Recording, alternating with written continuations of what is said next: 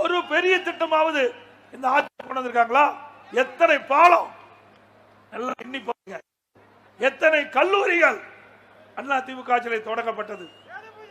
ஒண்ணுமே கிடையாது.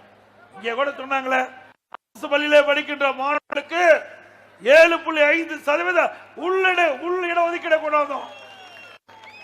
இன்னைக்கு மருத்துவக் கல்வியில 2818 பேர் இன்னைக்கு அந்த அரசு பள்ளியை படித்த மாணவ மாணவிகள் உள் ஒதுக்கீட்டின் மூலமாக இடம் கிடைத்து மருத்துவக் கல்வி படிக்கிறாங்க. மருத்துவக் கல்வியில் படிக்கின்ற மாணவர்களுக்கு ₹1 செலவு இல்லாம அனைத்து மருத்துவ கல்வி கட்டணத்தையும் அரசாங்கமே ஏத்துக்கணும் உத்தரவு போட்ட ஒரே அரசாங்கம். இதான் ஏழைகளுக்காக உதவி செய்கின்ற அரசாங்கம் என்பதை அண்ணா திமுக ஆட்சியிலே நிரூபித்து காட்டிடும். ஒரு மனிதருக்கு நல்ல குடிநீர் வேணும், நல்ல சாலை வசதி வேணும், இருப்பிடம் வேணும், நல்ல மருத்துவ வசதி வேணும், நல்ல கல்வி வேணும், விலைவாசி குறைந்து கிடைக்க வேணும், தடையெல்லாம் மின்சாரம் கொடுக்கணும். எல்லாம் செய்த ஒரே அரசாங்கம் அண்ணா திமுக அரசாங்கம்.